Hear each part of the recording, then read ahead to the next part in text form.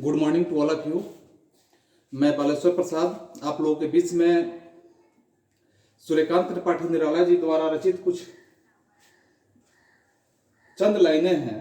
इस चंद लाइनों को हम समझाएंगे, बताएंगे, जो आपके एनसीईआरटी सिलेबस से हिंदी विषय के 10+2 का यह कविता है। इस कविता में हम लोग बहुत बातों को देखेंगे, बारीकी से देखेंगे, और बारीकी से देखने के साथ साथ हम देखेंगे कि इसमें सूर्यकांत त्रिपाठी निराला जी अपने जिंदगी की वेदना को प्रकट करते हुए इस कविता के माध्यम से हम लोग के बीच में कुछ बातों को रख रहे हैं। तो इनके जिंदगी की कुछ वेदनाएं हैं, जिंदगी के कुछ ऐसे पहलू हैं कि जिसको सुनने के बाद हम लोगों की भी इच्छाएं, हम लोगों की भी आत्मा थोड़ा देर के लिए मुश्किल में पड़ जाएगा कि आखिर सूर्यकांत त्रिपाठी निराला जी के साथ ही ऐसा क्यों हुआ। तो इस कविता को शुरू करने से पहले हम सूर्यकांत त्रिपाठी निराला जी के बारे में चंद बातों को जानेंगे, ताकि आप विद्यार्थियों के लिए किसी भी तरह के कॉम्पिटिटिव एग्जाम में भी इनके कुछ जानकारियां आपके सहयोग में आ सकते हैं। तो सबसे पहले इनके जानकारी हम जानेंगे, और इस जानकारी में सूर्यकांत त्रिपाठी निराला जी इस दुनिया में 1898 से लेकर 1961 ईस्वी तक हम लोग के बीच में, यानी इस धरती पे या हम लोग के शागिर्द के रूप में यहाँ रहे। और इनका जन्म बंगाल के एक गांव है उन्नाव, जो गढ़कोला गांव है, उस गढ़कोला गांव में जो मेदिनीपुर जिला में है।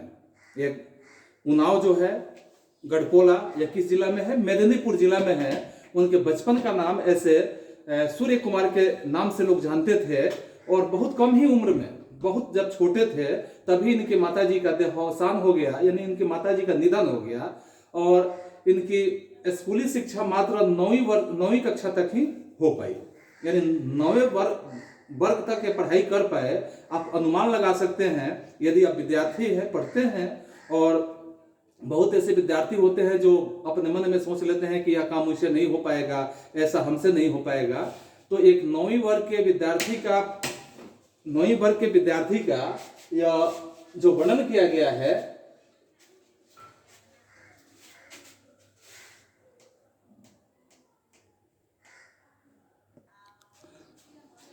हाँ, तो बच्चों, ये 9वीं वर्ग के विद्यार्थी के लिए जो वर्णन किया गया है, इस वर्णन से आप तो अनुमान लगा सकते हैं कि एक 9वें वर्ग का विद्यार्थी जो 9वीं तक ही पढ़ाई कर पाता है, उसके बाद वो ऐसी रचनाओं को कर देता है जिन रचनाओं को हम लोगों को पढ़ने की जरूरत पड़ जाती है।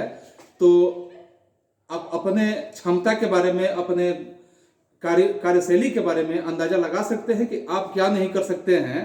और इसके साथ साथ ये कहा जाता है कि जब इनकी माँ मर गई, तो मरने के बाद 1918 ईस्वी में, यानी कुछ दिनों के बाद, इनके पत्नी की भी मृत्यु हो गई। और जैसे पत्नी की मृत्यु हो गई, तो ऐसे मान के चलिए कि इनके परिवार में मौत का रास्ता खुल गया।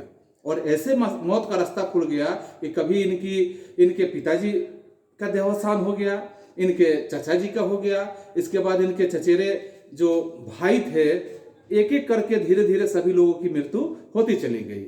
और एक समय ऐसा आया कि इनकी एक पुत्री थी, जिस पुत्री पे इन्होंने कविता लिखा है, सरोज जो पुत्री थी, सरोज पुत्री का भी मृत्यु हो गया। अब जब सरोज पुत्री की मृत्यु हो गया, तो निराला जी के अंदर ऐसी भावना प्रकट हुई, ऐसी वेदना प्रकट हुई कि जिस वेदना के माध्यम से कहा जाता है कि निराला जी का जिंदगी ही एक तरह से झकझोर गया। और अपने जीवन में निराला जी ने मृत्यु जैसे साक्षात्कार को किया था, यानी ऐसा लग रहा था कि वे अपने जीवन में मृत्यु से ही साक्षात्कार कर लिए हैं। और उनकी अभिव्यक्ति उनकी कविताओं में हम देखेंगे, और इन कविताओं में देखने के लिए मिलेगा। इसके साथ हम यह देखेंगे कि आखिर कविता जो लिखने की प्रेरणा इनको मिली थी, तो इनके पत्नी के द्वारा इनको एक प्रेरणा मिली थी जब इनकी पत्नी जिंदा थी। और सन 1916 ईस्वी में ऐसे कहा जाता है कि एक प्रसिद्ध इनकी कविता हुई, और कविता जो था कि जूही की कली। कविता का क्या नाम था? जूही की कली। और ये जूही की कली कविता इतनी प्रसिद्धि उसमें मिली इनको कि यह मुक्त छंद के माध्यम से इसके प्रवर्तक कहे जाने लगे। मुक्त छंद के एक प्रवर्तक के रूप में जाने गए। और 1922 ईस्वी में इन्होंने रामकृष्ण मिशन द्वारा जो एक संस्था चल रहा था, उस संस्था के द्वारा एक प्रकाशित समाचार पत्र था, उस समाचार पत्र में यह संपादक के रूप में कार्य करने लगे और 1923-24 ईस्वी तक ये संपादक की कार्य करते रहे। और इसके बाद इनका जो स्वभाव हुआ करता था, यह स्वभाव इस तरह का था कि जिसे हम कह सकते हैं कि एक स्वाभिमानी व्यक्ति थे। और स्वाभिमानी व्यक्ति होने के कारण ये एक जगह पर स्थिर रह ही नहीं सके, क्योंकि जहां पे काम करते थे इनका स्वाभिमान वहां पे टकरा जाता था और इनकी जिंदगी इस प्रकार से बीतते चली गई, जिसको हम कह सकते हैं कि आर्थिक कष्टों में पूरी जिंदगी इनकी बीतती चली गई।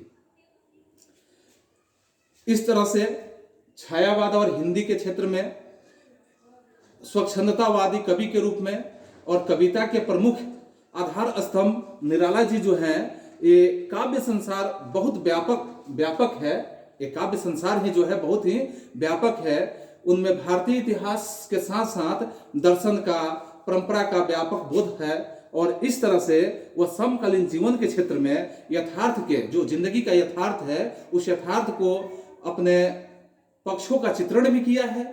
कविता में आप देखेंगे कि अपने यथार्थ का इन्होंने चित्रण भी किया है और साथ में भावों की, विचारों की, अपने भावनाओं की, अपने विचारों की जैसे विविधता और व्यापकता, गहराई भी निराला जी की कविता में हमेशा देखने के लिए मिलता है। जब भी निराला जी की कविता आप अध्ययन करेंगे तो इनकी जो विविधता है और इनकी जो व्यापकता है, वह विविधता और व्यापकता जो है यह गहराइयों के साथ देखने के लिए जरूर मिलेगा। तो इसमें जैसे और भी हम देख सकते हैं कि बहुत ही कम कवि है, और भी कवियों का हम नाम समझ रहे हैं कि बहुत ऐसे कम कवि हैं जिन्होंने भारतीय प्रकृति और संस्कृति के विभिन्न रूपों को गंभीर रूप से चित्रण किया है, अपने काव्यों में दर्शाया है और काव्यों में दर्शाने के साथ वे भारतीय जीवन से उनका एक कविता से एक लगाव जोड़ने का काम किया गया है। चूंकि हम ऐसे भी कह सकते हैं कि निराला जी मुक्त छंद के प्रवर्तक तो माने जाते हैं, निराला जी जो है मुक्त छंद के प्रवर्तक माने जाते हैं, लेकिन उन्होंने विभिन्न छंदों में भी कविताएं अलग अलग ढंग से प्रस्तुत करने का कार्य किया है और उनके काव्य संसार में काव्य रूपों की विविधता भी देखने के लिए मिलती है। एक और उन्होंने राम और शक्ति पूजा जो वर्णन किया है, राम और शक्ति पूजा का जो वर्णन किया है और तुलसी जैसे प्रबंधात्मक कविताएं लिखी है, और दूसरी तरफ देखिए तो प्रगीतों की भी रचना उन्होंने एक अलग ढंग से करने का प्रयास किया है। उन्होंने हिंदी भाषा में गजलों को भी रचित किया है, गजलों को भी उन्होंने रचा है। इसके साथ उनकी सामाजिक आलोचना व्यंग के रूपों में भी उनकी कविताओं में जगह जगह देखने के लिए मिलता है। और निराला जी की जो काव्य भाषा है, यानी काव्य भाषा, यानी जिस भी काव्य भाषा से वे अनेक रूपों और स्तरों को, जैसे राम की शक्ति पूजा और तुलसीदास में वे वर्णन करते हैं कि तत्सम प्रधान पदावली, उसमें जितना वर्णन किए हैं ज्यादातर यह देखने के लिए मिला है तत्सम समाज पदावली के रूप में वो प्रयोग करते हैं। और भाषा की कसाव इस तरह से अपने शब्दों की मितव्ययिता और अर्थ के साथ साथ अर्थ की प्रधानता उनकी भाषा में क्या रहती है कि एक जानी पहचानी विशेषता रहती है। निराला जी जो है, निराला जी की प्रमुख काव्य कृतियां अगर हम याद रखें तो जैसे मैं पहले भी बताया आप लोगों को कि कंपटीशन की तैयारी करने वाले छात्र कुछ काव्य कृतियों का नाम याद रखें तो बेहतर रहेगा कि किनकी रचनाएं हैं, किन्होंने इसकी रचना की है। जैसे निराला जी के द्वारा कुछ ऐसी रचनाएं हैं, जैसे परिमल आपने नाम सुना है, गीतिका नाम सुना है, अनामिका नाम सुना है, तुलसीदास कुकुरमुत्ता, अरिमा, नए पत्ते, बेला, अर्चना, आराधना, गीत गुंज आदि निराला जी की कविताओं में अतिरिक्त कहानियों के साथ साथ कुछ ऐसी कहानियां उनकी रचना है और कुछ उपन्यास भी उन्होंने रचा है। उनके उपन्यासों में बिलेसर जैसे है, उपन्यास अगर पढ़िए तो एक उपन्यास उनका बिलेसर भी आता है, बिलेसर का साथ बकरीहा आता है, विशेष चर्चित हुआ है। बिलेसर और बकरीहा जो है यह सामाजिक रूप से बहुत ही चर्चित इनकी उपन्यास है। उनका संपूर्ण साहित्य जो है निराला रत्नावली जो बना हुआ है उसे 8 काव्य खंडों में 8 खंडों में विभाजित करने का कार्य किया गया है। तो इसमें हम देखेंगे कि जैसे वे जिंदगी के दुखों को किस तरह से इस कविता के माध्यम से, जैसे गीत गाने दो मुझे, गीत गाने दो मुझे, इसमें इन्होंने जो वर्णन किया है, इस वर्णन में पहले हम थोड़ा सा संक्षिप्तीकरण के रूप में जान लेते हैं कि गीत गाने दो कविता में निराला जी जो है, निराला जी इस तरह से ऐसे समय की ओर इशारा कर रहे हैं, ऐसे समय की तरफ बता रहे हैं हम लोगों से, जिसमें चोट खाते खाते जिंदगी में वह चोट खाते खाते, संघर्ष करते करते होश वालों के होश खो गए हैं। जब जिंदगी में चोट ही चोट मिले, संघर्ष ही संघर्ष मिले, तो समझिए कि व्यक्ति जो होता है अपने होश को गंवा ही देता है। तो उस तरह से होश खो गए हैं। कुल मिला के हम कह सकते हैं कि जीवन जीना आसान नहीं है, जीवन जीना आसान नहीं रह गया है इनके लिए। पूरी मानवता हाहाकार इनके लिए कर रही है, जितनी मानवता है पूरी मानवता हाहाकार कर रही है। लगता है कि पृथ्वी जो है लौ बुझ गई है, पृथ्वी की जो लौ है इनके लिए बिल्कुल समाप्त हो चुकी है और बुझ चुकी है। और वेदना को छुपाने के लिए, उसे रोकने के लिए वे गीत गाने का प्रयास करते हैं, गीत गाना चाहते हैं। निराशा में आस का संचार वे करना चाहते हैं। मन के अंदर जो भी निराशाएं हैं वो सारे निराशा को आशा में, आशा की किरण में बदल देना चाहते हैं। तो चलिए इसमें हम देखते हैं कि इनका लिखा हुआ और एक गाया हुआ वेदना गीत है, किस तरह का गीत गा रहे हैं।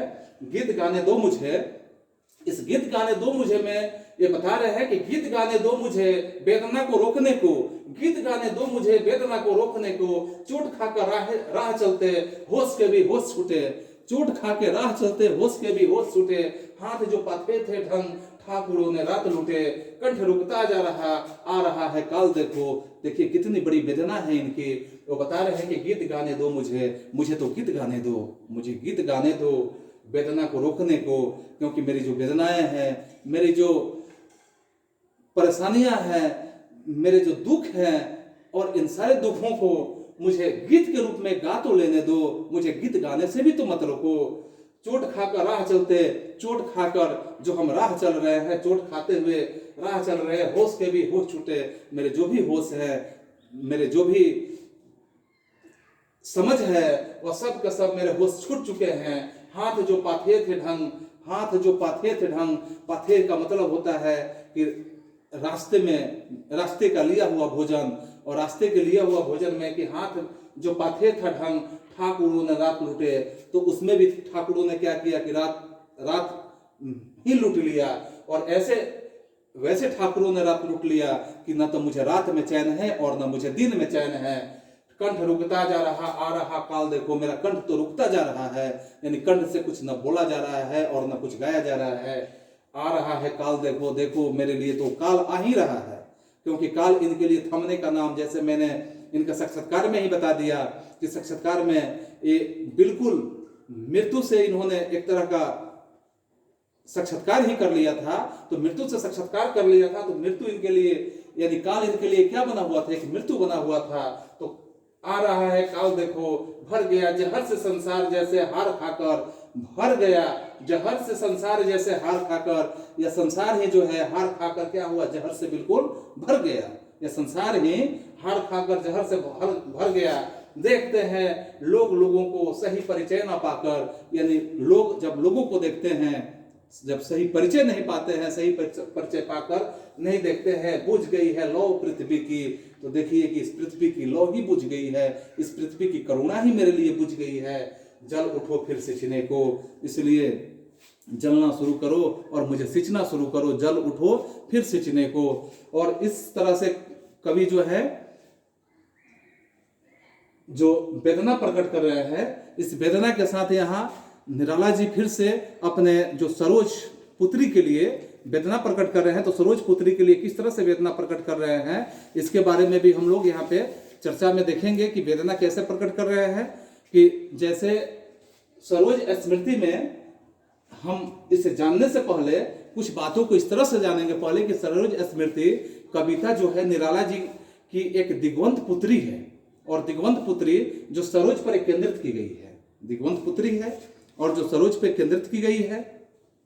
यह कविता बेटी की दिग्वंत होने पर जो पिता है, पिता विलाप कर रहे हैं, यानी कि अंदर से वो काफी दुखी है पिता के इस विलाप में जो पिता सूर्यकांत त्रिपाठी निराला जी हैं, वे इस विलाप में दिवंगत होने पर पिता का जैसे है, पिता के इस विलाप से कभी शकुंतला की याद आती है और कभी अपनी स्वर्गीय पत्नी की याद आती है। यानी विलाप के क्रम में जब भी वो कभी विलाप करते हैं तो उन्हें कभी शकुंतला याद आती है और कभी उन्हें अपनी स्वर्गीय पत्नी याद आती है। और इस तरह से बेटी के रूप में पत्नी का रंग उन्हें हर समय दिखाई देता है।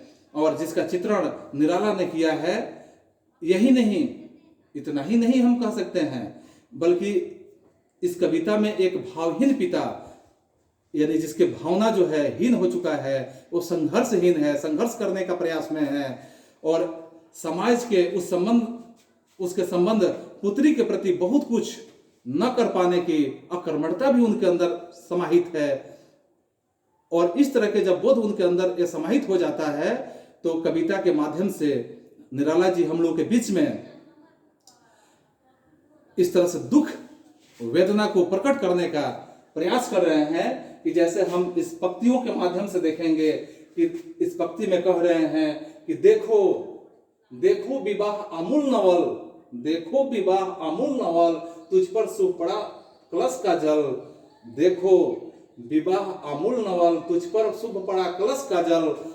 यानी कि जो ये विवाह है अमूल है, अमूल नवल है, यानी कि जो शुरू से ही, अमूल का मतलब क्या होता है कि शुरू से ही, नवल यानी कि जो नए हैं, तुझ पे शुभ पड़ा कलश का जल, तुम पे कलश का जो शुभ जल होता है वह भी पड़ा। देखती तुझे तू हंसी मंद, होठों में बिजली फंसी स्पंद। यानी देखती तुझे तू हंसी मंद, और तू देखती है और इस तरह से देखती है जैसे तुम्हारी हंसी भी मंद हो गई है, हंसी भी तुम्हारी छुप गई है। होठों में बिजली फंसी स्पंद, और होठों में इस तरह से बिजली जैसी फंस गई है जो स्पंद की गति में हंस रही हो। स्पंद की गति यानी कि नहीं हंसने के जैसा तुम हंस रही हो। उर से भर झूली छवि सुंदर, प्रिय की अशब्द श्रृंगार मुखर। उर से झूली छवि सुंदर, प्रिय की अशब्द श्रृंगार मुखर, तू खुली न उच्छ्वास संग। यानी कि यह जो यहाँ कहा जा रहा है कवि के द्वारा, देखिए कितनी बड़ी वेदना है, यहाँ कवि वेदना प्रकट कर रहे हैं कि उर से भर झूली छवि सुंदर, तुम्हारी जो छवि है, तुम्हारी जो छाया है, तुम्हारा जो रूप है, वह कैसे तुम्हारा सुंदर रूप है। प्रिय की अशब्द श्रृंगार मुखर, है प्रिय तुम्हारा सारे श्रृंगार जो है निखर रहे हैं। तू खुली ना उच्छ्वास संग, लेकिन ऐसी है कि गहरी सांसों से, उच्छ्वास यानी गहरी सांसों से, तुम गहरी सांसों के साथ यानी कि तुम उच्छ्वास हो चुकी हो, गहरी सांसें तुम्हारी रुक चुकी है। तू खुली ना उच्छ्वास संग, विश्वास स्तंभ बंध अंग अंग, विश्वास तो पूरे अंग अंग में बंधा हुआ है। नृत्य नैनों से आलोक उतर, यानी ये नैन जो है ये नृत्य कर रहे हैं, नाच रहे हैं। आलोक यानी कि यह आंखें जो देख रही है, आलोक कर रही है, आलोकित हो रही है। कांपा अधरों पर थर थर थर, यानी यह अधरों पर थर थर थर की कंपन हो रही है, यह पूरे शरीर पे थर थर थर की कंपन हो रही है। और इस तरह से देखा मैंने वह मूर्ति धीती, देखा मैंने वह मूर्ति धीती, मेरे बसंत की प्रथम गीति। यानी कवि कह रहे हैं कि देखा मैंने तो वह रूप देख लिया, वह मूर्ति धीती, कि तुम ऐसे धीती हो, ऐसे तुम धर्म की यानी मूर्ति धीती, तुम ऐसे मूर्ति हो जो निकलते हुए नजर आ रही हो। मेरे बसंत की प्रथम गीति, तुम मेरे बसंत की प्रथम गीत तुम ही हो, इस बसंत की तुम मेरे प्रथम गीत हो। श्रृंगार रहा जो निराकार, श्रृंगार रहा जो निराकार, रस कविता से उच्छ्वासित धार। यानी मेरा श्रृंगार ही जो है निराकार हो गया, जिसका कोई आकार नहीं रहा। इस रस कविता से उच्छ्वासित धार, यह रस कविता जो है, इसमें जो उच्छ्वासित यानी जो गहरी सांसों से, अगर हम लंबी सांसों से अगर इस कविता को भी हम गाने का प्रयास करते हैं, गाया स्वर्गीय प्रिया संग, तो समझो कि गाया स्वर्गीय प्रिया संग, भरता प्राणों में राग रंग। गाया स्वर्गीय प्रिया संग, यानी मैं स्वर्गीयों के साथ, अपनों के साथ मैं प्रिया संग यानी अपने प्रिय लोगों के संग में भरता प्राणों में राग रंग, यह प्राण जो है, इस प्राण के राग रंग को भरने का यह मेरा गीत प्रकट होता है। रति रूप प्राप्त कर रहा वही, रति रूप प्राप्त कर रहा वही, आकाश बदल कर बना वही। रति रूप यानी छोटा सा भी रूप अगर यहाँ दिख रहा है वही प्राप्त कर रहा है। या आकाश जो है, आकाश बदल कर बना मही, आकाश बदल चुका है और बदल कर कैसा रूप पकड़ चुका है। तो एक मही, यहाँ मही मुट्ठा यानी मुट्ठी का प्रयोग होता है कि आकाश बदलकर एक मुट्ठी में आ गया है। आकाश मुझे लगता है कि यह बड़ा आकाश मेरे हाथों में, मेरे मुट्ठी में समा चुका है।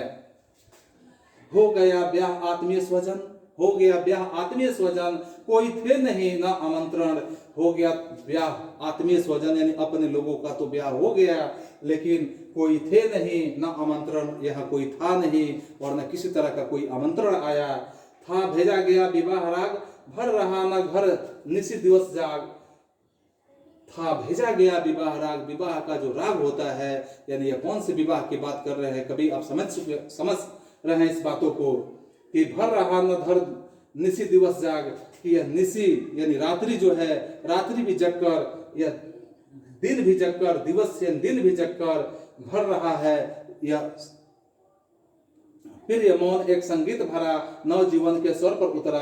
हे प्रिय मौन, यह संगीत भरा हुआ है जो मेरे पूरे नव जीवन पर यह उतर चुका है, कि यह संगीत जो है मेरे जीवन पे उतर चुका है। माँ की कुल शिक्षा मैंने दी, माँ की कुल शिक्षा मैंने दी, पुष्प सेज तेरी स्वयं रची। माँ की जो कुल शिक्षा होता है यानी कि जो खानदानी शिक्षा होता है, माँ के द्वारा जो शिक्षा मैंने लिया था उस शिक्षा को मैंने दिया।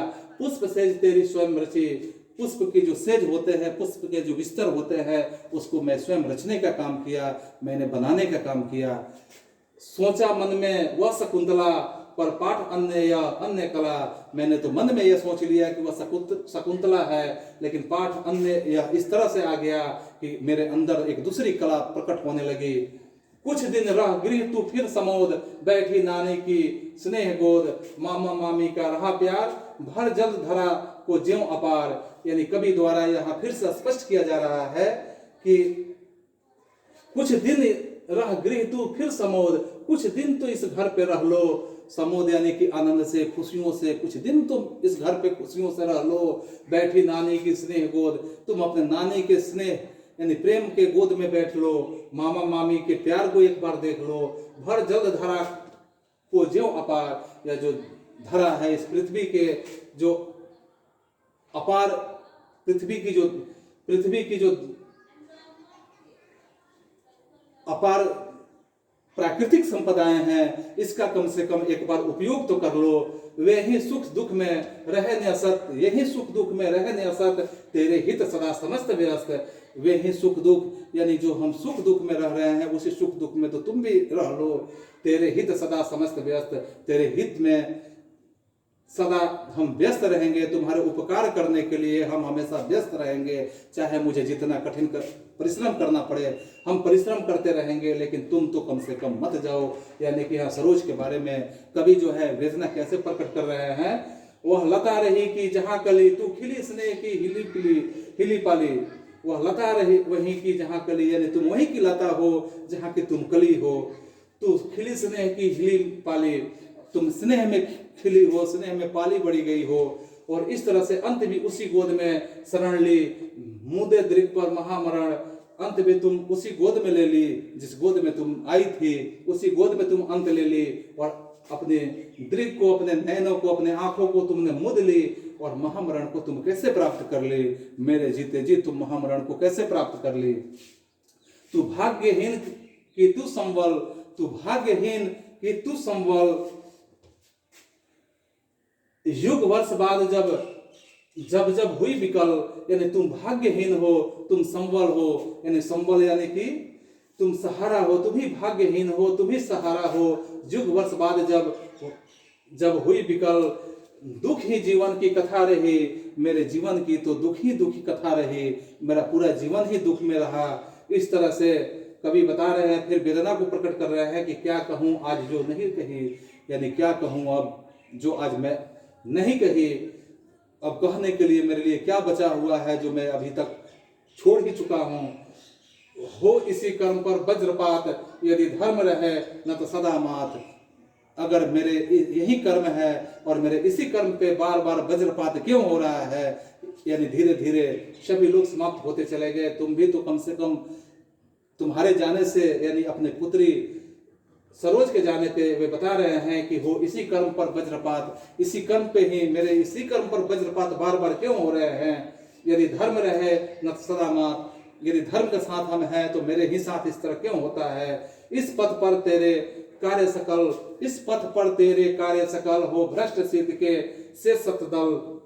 मेरे इस पथ पर, मेरे इस रास्ते पर मेरे कार्य जो हैं सदल सकल रहे, सफल रहे, हो भ्रष्ट सिद्ध के से सतदल। अगर जो भ्रष्ट है, यानी कभी यहाँ तुलना यह कर रहे हैं कि कन्यागत कर्मों का अर्पण कर करता मैं तेरा तर्पण, यानी कन्या का यही अर्पण है, कर करता मैं तेरा तर्पण, यदि है तो मैं यही तर्पण करते रहूंगा। इसलिए कवि की जो वेदना है या यहाँ कविता के माध्यम से प्रकट किया गया है, और इसे आप थोड़ा सा इत्मीनान से समझेंगे और कुछ ऐसी बातों को समझेंगे कि जैसे मैंने पहले भी बताया कि कम पढ़कर भी उन्होंने अध्ययन करके, स्वाध्याय करके वे जिंदगी में क्या क्या नहीं कर पाए, कुछ परिस्थितियों के कारण, कुछ जो है अपने स्वाध्याय के माध्यम से। तो आप भी बहुत ऊंचाई को छू सकते हैं, बहुत कुछ कर सकते हैं। और मैं आपसे एक बार याद दिला देना चाहता हूं कि आप मेरे चैनल को देख रहे हैं तो आप निश्चित इसे सब्सक्राइब करें, ताकि मेरे जो भी वीडियो अपलोड होंगे इसकी नोटिफिकेशन आपको जल्द ही मिल जाएगा। आज के लिए इस क्लास को यही समाप्त करते हैं।